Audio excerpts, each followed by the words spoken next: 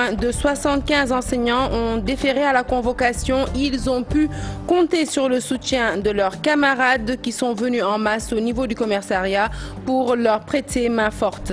Autre soutien, celui du SAES à l'endroit de ses frères du Grand Cadre et du QSEMS.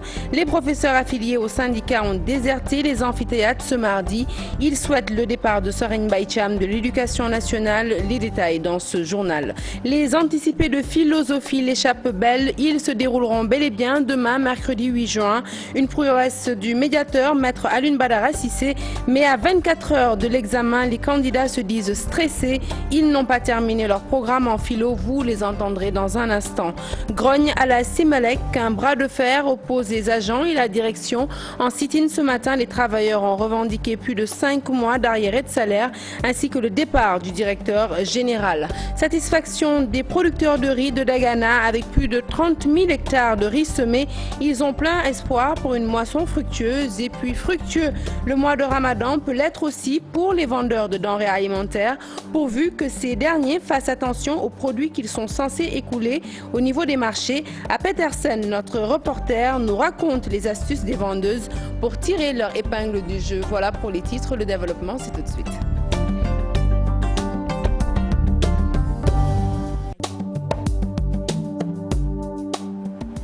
Bonsoir à tous. À l'université Cheikh Anta Diop de Dakar, il n'y a pas eu cours aujourd'hui. Les professeurs affiliés au SAES ont déserté les amphithéâtres, une manière pour eux de manifester leur soutien à leurs camarades du Grand Cadre, mais aussi du QSEMS. Ces professeurs d'université pensent que le ministre de l'Éducation nationale, Serigne Mbaye Thiam, doit être exclu des négociations si l'État veut apaiser la tension scolaire. Fatou Bintou Conté, Diafaraba. Pas de cours à l'université Cheikh Anta Diop de Dakar. Ce mardi, les professeurs, membres du SAES, syndicat autonome de l'enseignement supérieur, en soutien à leurs camarades du Grand Cadre et du QSEMS, ont déserté les amphithéâtres. Aujourd'hui, on a décrété 24 heures dans tous les campus en soutien parce que, aux autres cadres qui sont en mouvement et qui ne demandent qu'à que l'État respecte ses engagements. On est passé par là. Et donc, on sait de quoi ça, c'est extrêmement frustrant que les gens puissent vous couper des salaires ou à l'aveuglette alors que on demande des réquisitions, mais vraiment vous êtes dans un département d'histoire, la réquisition, nous on en a une très mauvaise idée, surtout quand vous êtes historien et vous savez ce que ça veut dire une réquisition. En effet, le SAES s'offusque que le ministre de l'Éducation nationale, Serigne Mbaye Thiam, adopte des positions radicales par les enseignants du supérieur. Le SAES est indigné que non seulement le ministre de l'Éducation, qui est le principal responsable, là il ne faut pas se le cacher, au lieu de faire respecter les accords qu'il a signés et surtout, comme ils le disent dans leur jargon, la volonté du président de la République, qui a donc manifesté à ce que les accords signés soient respectés, alors il se permet maintenant un peu de réquisitionner, de faire des coupes sauvages sur les salaires, et là, ça, le SAES ne peut pas l'accepter. Le chargé des revendications, Moustapha Sall, souhaite que le gouvernement exclue le ministre de l'Éducation, Serigne Mbaye Thiam, des négociations avec les syndicats. Je crois que le Premier ministre sait que manifestement, à l'heure actuelle, il faut que le président sache que Serigne Mbaye Thiam ne peut pas être la solution. Parce qu'actuellement, on est passé par là, nous, le SAES. Il y a deux camps avec un no man's land. Ça veut dire que la confiance ne marche plus. Serigne Mbaye Thiam ne peut plus discuter avec les syndicats. Alors, ça nous est arrivé. Alors, qu'est-ce que le gouvernement, le président et le Premier ministre ont fait? Ils savent qu'il fallait changer de méthodologie. Ils ont changé la méthodologie, c'est pourquoi on a réglé la grève au niveau du SAES. Et j'appelle le Premier ministre à adopter la même méthodologie pour régler le problème de l'enseignement moyen secondaire et primaire. D'ailleurs, les camarades de Seydi Ababakar Ndiaye comptent apporter leur médiation dans les prochains jours, mais sans le ministre de l'Éducation nationale. Le bac de philo sauvé de justesse suite à une médiation de maître Alioune Badara Cissé. Les enseignants ont décidé de surseoir au boycott des examens. Le Grand Cadre et le QSEM sont lâchés du lest, mais ils disent compter sur l'engagement du médiateur de la République pour se faire leur porte-voix au niveau du chef de l'État et obtenir ainsi la matérialisation des accords signés. Les détails avec Mamadou Lamine Dianté que nous écoutons au micro de Fatou Bintou Conté de Mambiram Diouf Pluto. Nous avons pris sur nous de demander à nos camarades de participer à la surveillance de l'épreuve anticipée de philo. Et après cela, évidemment, nous laisserons également le temps aux médiateurs de continuer leur action en espérant que seul notre pays en sortira vainqueur. Ils sont unanimes à reconnaître que l'escalade est intervenue à la suite des mesures injustifiées et illégales qui ont été prises à l'encontre des enseignants. Pour le reste des matières qui sont prévues au mois de juillet, si d'ici là un accord est trouvé, évidemment on peut voir s'il est nécessaire de réaménager le calendrier scolaire pour permettre aux élèves de conserver toutes leurs chances. Et de cette levée partielle du mot d'ordre de grève, Maître Alioune Badara Cissé, médiateur de la République, se dit satisfait. Il est accompagné d'une forte délégation. Il a dit tout son espoir de voir l'État du Sénégal accomplir les engagements pris envers les enseignants. Nous écoutons le médiateur de la République, toujours au micro de Mame Biram Diouf. De longues heures de discussion, de longs moments d'émotion. Mais au bout du compte, c'est le Sénégal qui gagne. Le Sénégal qui gagne dans sa sérénité, dans son cachet exceptionnel de toujours pouvoir rebondir, dans les qualités intrinsèques des personnes qui ont tenu à être à mes côtés, le ministre d'État Landing Savané, l'honorable député Mansour Sy Djamil, le président des imams et oulémas du Sénégal, M. El Hadj Moustapha Gueye, mais également le représentant du porte-parole du Khalife général des Mourides, Serigne Alioune Mbacké. Je ne me fais aucun doute en faisant le compte-rendu au président de la République et à Monsieur le Premier ministre, à Madame le ministre de la fonction publique, que des plages de convergence pourront être trouvées et que sur certains points de la plateforme satisfaction pourrait être trouvés également. Resteront les gros points à incidence financière qui pourront faire l'objet de discussions éventuellement sous le regard, s'ils le souhaitaient, l'une et l'autre des parties, du médiateur et du groupe de médiation ad hoc. Les anticipés de philosophie, c'est donc pour demain, mercredi 8 juin, dans de nombreux lycées de Dakar. Les candidats à cette épreuve considérée comme la plus redoutable du baccalauréat sont stressés.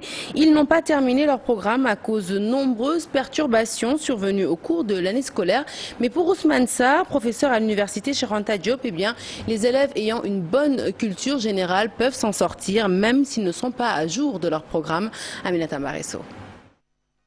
Les candidats au baccalauréat général se penchent sur l'épreuve de philosophie ce mercredi 8 juin, un premier exercice qui fait déjà peur, une inquiétude liée en partie au retard dans les enseignements. La philosophie, ça ne nécessite pas de terminer un programme. L'essentiel, c'est que quand vous avez la manière, vous avez déjà appris la façon d'articuler. Parce que la philosophie, ce n'est pas une matière qu'on apprend comme on apprendrait les autres matières. L'épreuve de philosophie, une invitation à la réflexion personnelle. Pour le professeur Ousmane Sarr, les cours dispensés en classe ne suffisent pas. La philo, ça suppose avoir une culture générale d'abord, une culture personnelle et aller à la découverte des ouvrages. C'est ça qui est fondamental. Quand on est en terminale, parce que nous, je me rappelle quand on était déjà en première, on avait une certaine culture assez solide. Et on avait lu beaucoup de bouquins qui pouvaient nous permettre, même si on n'a pas terminé un programme, même si on a fait le domaine 1, le domaine 2, de pouvoir répondre à n'importe quelle question. Des assurances du professeur qui laissent dubitatifs certains candidats vu le retard accusé dans le programme. Le programme de philosophie comporte 4 domaines.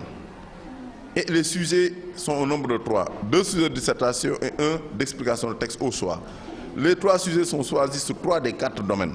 Ce qui fait que si, par exemple, un candidat n'a eu à aborder avec son professeur de philosophie qu'un seul domaine, peut-être, c'est une probabilité, peut-être il tombera sur un sujet dans lequel il sera à l'aise.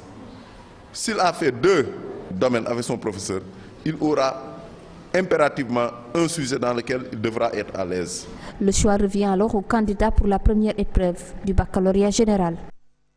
Je vous l'annonçais en titre, le commissariat de Thiaroye a refusé du monde ce mardi. Pas moins de 75 professeurs ont été sommés de s'y rendre pour déférer à leur convocation. Des convocations relatives au refus de ces enseignants de prendre les réquisitions qui leur sont destinées. Ils ont pu toutefois compter, ces enseignants, sur le soutien de leurs camarades qui se sont déplacés en masse donc au niveau du commissariat. Et je vous propose d'écouter Abdoulaye Ndoye, coordonnateur du QSEMS. Il est au micro de Salif Sow et Asmalik Diop, il nous en dit plus. Convoquer des enseignants au commissariat, à la police, parce qu'ils exercent un droit constitutionnel, c'est violer la constitution du Sénégal. Le gouvernement, non content de ne pas honorer ses engagements, aujourd'hui la réponse qu'il sert aux enseignants, c'est les convocations, c'est les réquisitions. C'est pourquoi nous disons, après les réquisitions et les convocations, après les retenues arbitraires et injustifiées sur les salaires, ce qui reste maintenant pour l'État sénégalais, c'est la prison et la guillotine. Nous ne sommes pas des brigands, nous ne sommes pas des voleurs, nous ne sommes pas des délinquants. Nous sommes d'honnêtes citoyens, ce que le pays a de plus cher. Et c'est contradictoire. Le président a lancé le concept de dialogue national. Dans un contexte de dialogue national, les enseignants sont traqués, persécutés, menacés, humiliés. Mais nous resterons dignes parce que l'enseignant est un homme d'honneur. Et cet honneur et cette dignité, nous allons les défendre. De l'électricité dans l'air à Simelec, où plus rien ne va entre les agents et la direction. En sit-in ce matin, les travailleurs réclament plus de 5 mois d'arriérés de salaire. Ils exigent d'ailleurs le départ du directeur général Fatidien et Diafaraba pour le compte-rendu de ce sit-in. Ce sont des travailleurs très remontés qui ont arboré des brassards rouges ce matin. Ces agents de la Simelec, sous-section Soutlec, réclament plusieurs mois d'arriérés de salaire ainsi que de meilleures conditions de travail. Pourquoi on est là? C'est pour réclamer à notre directeur qui est M. Babacar Sarr, PCA cumulaire de DG aussi de Simelec, nos 5 mois de salaire. En plus de ces 5 mois de salaire, nous lui réclamons aussi nos cotisations sociales, à savoir l'IPM, la caisse de sécurité et l'IPRES. Aujourd'hui, c'est le premier jour de Ramadan. Qui nous dit qu'aujourd'hui, ces braves gens-là vont trouver la marmite chez eux correctement, après 12 heures de jeûne. Tout ça à cause d'un monsieur. Ces agents exigent le départ de leur directeur général qui, selon eux, est à l'origine de tous les problèmes. Actuellement, nous lançons un appel aux autorités qui constituent le conseil d'administration de Simelec, à savoir le directeur de la Sénélec et les actionnaires indépendants, M. Pabdien et autres, qu'ils viennent et qu'ils s'assoient autour du table et qu'ils tiennent le conseil afin de nommer un DG dans les plus brefs délais. Vous savez, actuellement, la Sénélec traverse des problèmes à cause de Simelec. Des problèmes parce que la Sénélec a presque 10 000 demandes à ne pas honorer, parce que la Simelec ne l'a pas livré des compteurs. Ce qui constitue un manque à gagner énorme, aussi bien pour la Simelec, aussi bien pour la Sénélec. Joint au téléphone, le directeur général soutient que ces retards de salaire sont dus à un manque de commandes de compteurs, mais la situation va bientôt se décanter.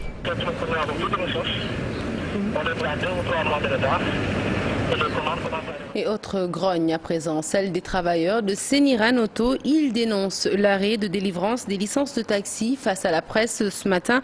Ils ont accusé des syndicalistes tapis dans l'ombre de vouloir semer la confusion au niveau de l'opinion publique pour s'approprier le renouvellement du parc automobile. Ils demandent au chef de l'État d'intervenir, sans quoi plus de 70% du personnel pourrait perdre leur emploi. Pape Faraning et Mardian. 5 mois après le blocage des licences de taxi, les emplois à Séniran Auto sont menacés. Si l'État ne revient pas sur cette décision, plus de 150 employés seront dans les rues, d'où leur cri de cœur. Il y a plus de 150 familles. Je vous parle des emplois directs. 150 familles qui sont là, si on ne règle pas le problème des licences, si on ne règle pas les problèmes administratifs de Séniran Auto, ces familles-là, ces personnes-là vont perdre leur boulot, leur travail avant décembre, parce que nous sommes en live support. L'impact ne va pas concerner uniquement les employés de Séniran Auto, mais toutes les sociétés, toutes les personnes qui vivent à travers Séniran Auto. Pour ces travailleurs, des syndicalistes tapis dans l'ombre sont à l'origine de leur calvaire. depuis l'annonce du renouvellement du parc automobile. Nous connaissons ce qui se passe en bas. Il y a des gens qui partent à la radio. Je ne vais pas les citer ici nommément pour leur donner une certaine publicité, mais ils vont à la radio, ils disent n'importe quoi sur Seine-Iran Auto et le lendemain ils viennent ici, ils veulent des véhicules hybrides. On dit non. Il lance un appel aux chefs de l'État pour sauvegarder leurs emplois.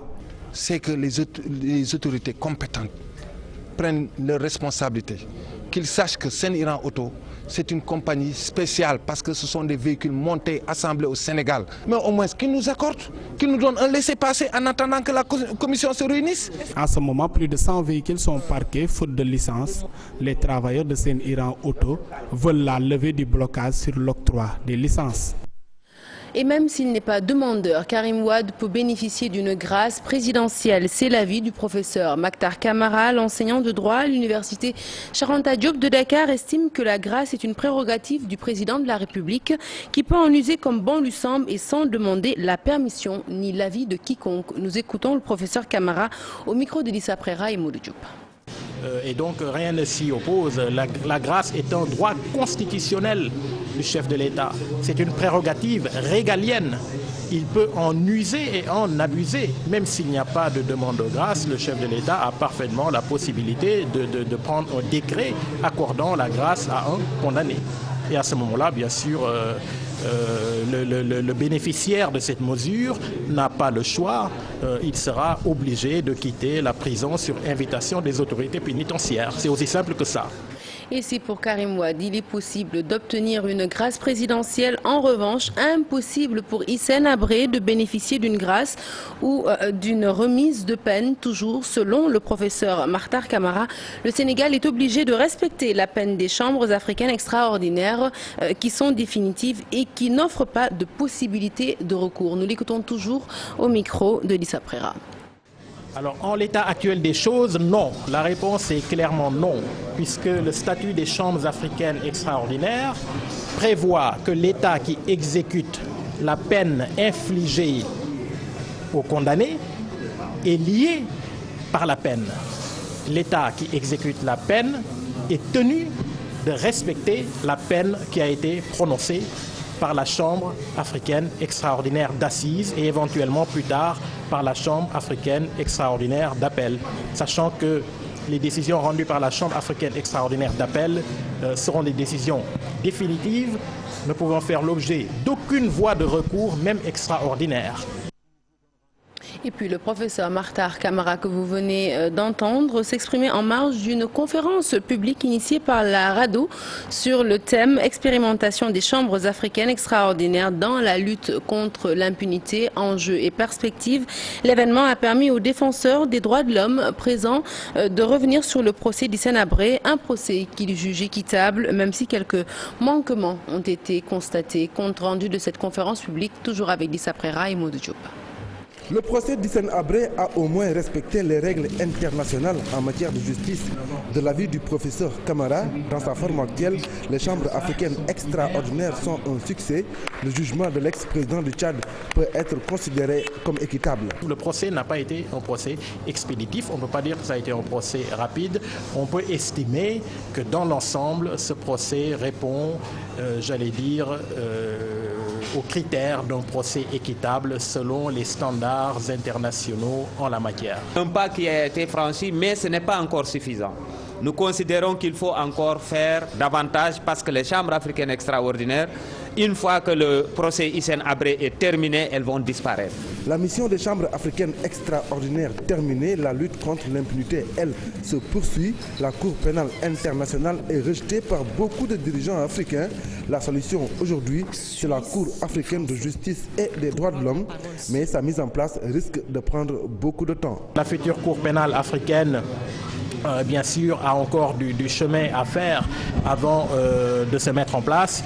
Et puis également, elle a du chemin à faire avant de recueillir l'adhésion de toute la société civile africaine. Nouvelle cour pénale en Afrique qui s'appellerait la Cour africaine de justice et des droits de l'homme et des peuples.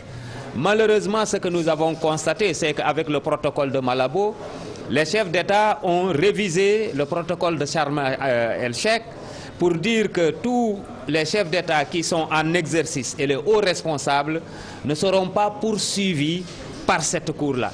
Ce qui veut dire que donc ils vont bénéficier de l'immunité. Expérimentation des chambres africaines extraordinaires pour la lutte contre l'impunité en Afrique, enjeux et perspectives. C'est le thème de la conférence publique de la coalition pour un jugement équitable de Hissène Habré.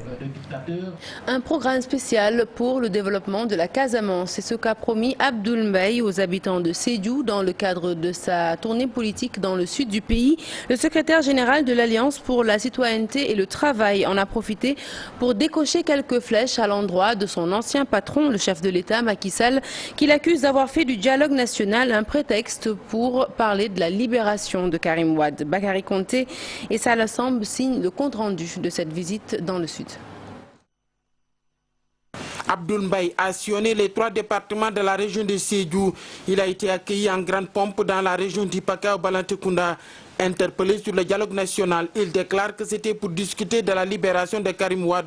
Il déplore par ailleurs l'abandon de la poursuite des biens mal acquis. Écoutez, c'est de la négociation. On a presque l'impression que le dialogue national était organisé en partie pour ça.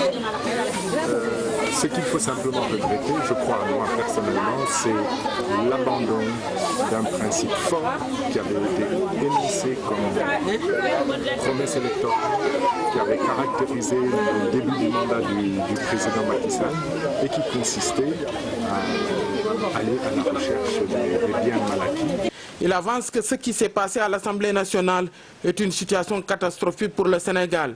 Il demande à l'Assemblée nationale de corriger cette faute dans les plus brefs délais. Par rapport à l'absence d'infrastructures dans la région, Abdoul Mbaye promet un programme spécial pour la Casamance.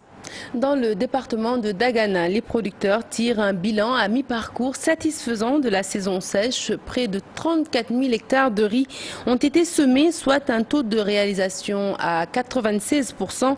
L'espoir d'une bonne moisson de nature à atteindre l'autosuffisance alimentaire est autorisé. Ousseynou Diop, Habib Sek. Les producteurs du département de Dagana ont tiré le bilan à mi-parcours de la saison sèche chaude de 2016. 33 324 hectares ont été arrêtés et validés pour la campagne de saison sèche chaude avec l'ensemble des responsables de producteurs.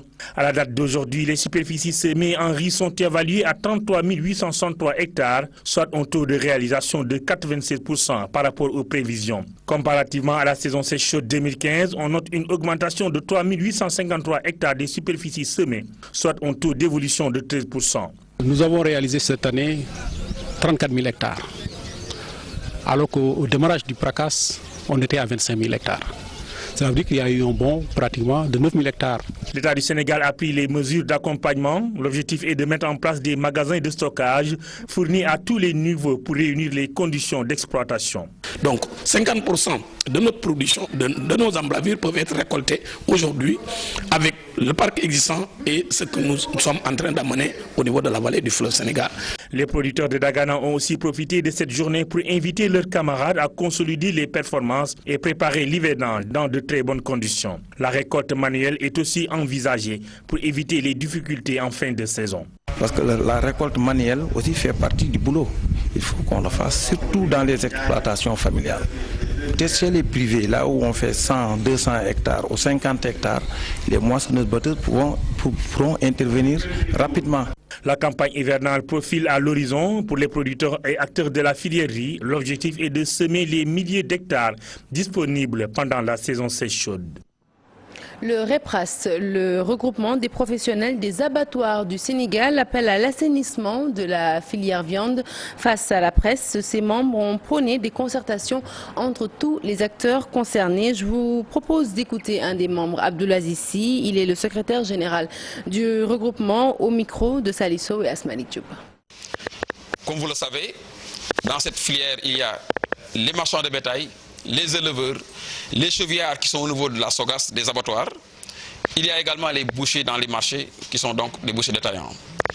Le jalon que nous posons aujourd'hui, c'est d'inviter l'ensemble des acteurs, même les consommateurs, les agents techniques de l'élevage, les vétérinaires. Personne ne sera resté en rade. Nous allons à partir de maintenant descendre, rencontrer tout le monde pour effectivement une cohésion sociale d'abord. Pour que nous puissions parler le même langage, assainir notre métier. Ceux qui ne sont pas du métier et qui sont mal intentionnés puissent être identifiés et jetés dehors donc, de cette filière-là. Nous avons tenu un atelier à Stali il y a un an de cela. La revendication principale des acteurs, c'était un cadre de concertation national qui permettrait aux acteurs de parler le même langage, d'être d'accord sur l'essentiel. Et depuis lors, on ne voit pas effectivement des actes posés pour nous rassurer. C'est pourquoi aujourd'hui nous rappelons au ministre que nous sommes pressés d'aller dans ce cadre-là parce que il faudrait que ce cadre soit créé et impliquer même les consommateurs, ils ont leur mot à dire. Que la collaboration se fasse entre vétérinaires, bouchers, éleveurs, État, pour qu'on puisse effectivement protéger les Sénégalais. Et puis toujours dans le domaine de la consommation, le mois de Ramadan, vous le savez, c'est une période rentable pour les vendeurs de denrées alimentaires. Toutefois, ces derniers courent le risque de se faire avoir sur les dates de péremption par les grossistes dont ils se chargent d'écouler les produits après achat. D'ailleurs, nombreuses sont les vendeuses qui avouent s'être faites berner. Elles racontent leurs péripéties dans ce reportage signé Maïmouna Ndiaye et Diafaraba. Début du Ramadan au marché Petersen. Des produits alimentaires sur tous les étals. Toute une diversité à moindre coût. Des dames pour l'écouler. Mais connaissent-elles en réalité les dates de péremption des aliments? Tout d'abord, je vérifie la date de péremption avant d'acheter le produit. Je sais lire et chaque fois je vérifie d'abord les produits avant d'acheter. Vigilance, l'appel de cette vendeuse. Elle nous raconte sa mésaventure. Une fois, je me rappelle, j'ai refusé d'acheter du lait, des ananas, parce que j'ai vérifié et je me suis rendu compte que les produits, que la date de péremption a expiré. Sornangom aussi en est consciente. Désormais, elle réclame sa facture. Certes, aucune vendeuse ne peut échapper à cela, mais maintenant je fais très attention à ce que j'achète. Parce qu'un jour, j'ai acheté des macaronis pourris. Depuis lors, je demande toujours une facture, par prudence.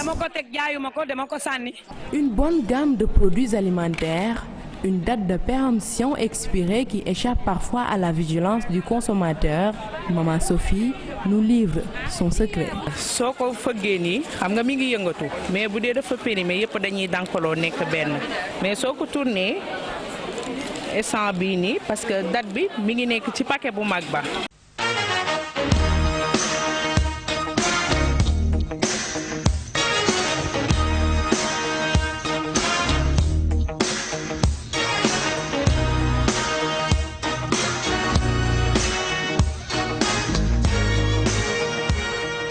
La page des sports que nous ouvrons tout de suite avec du football. Moussa Ndiaye, ancien international sénégalais, pense que le Sénégal peut remporter la CAN 2017. Selon lui, l'équipe nationale regorge de joueurs expérimentés. Il reste maintenant à leur faire savoir que la CAN n'est pas les phases éliminatoires et que c'est à eux de prendre leurs responsabilités afin d'éviter d'être éliminés en phase de poule. Je vous propose d'écouter Moussa Ndiaye. Il s'est entretenu avec Mamadou Fall et Modou Diop. Les jeux qui font sur le terrain, il faut qu'ils montrent plus que qu'ils font en éliminatoire.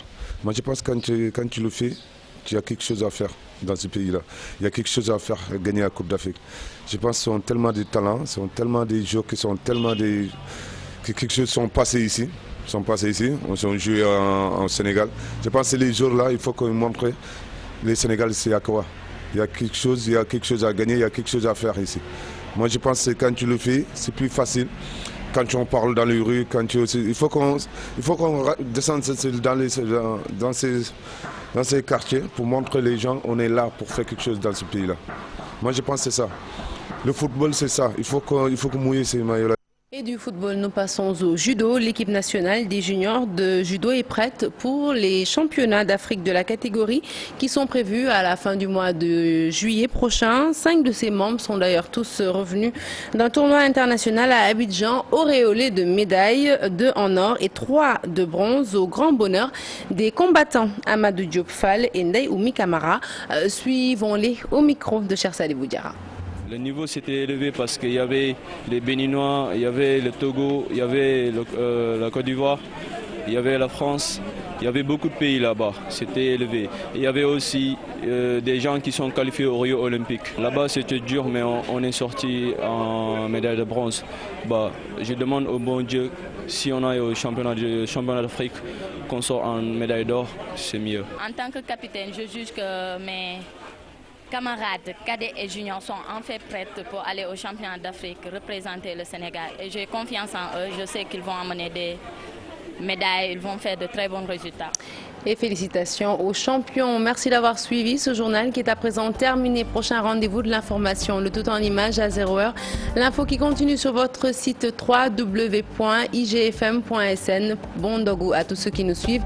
Et tout de suite, je passe le témoin à Chérif pour Permanence, la suite des programmes. À demain.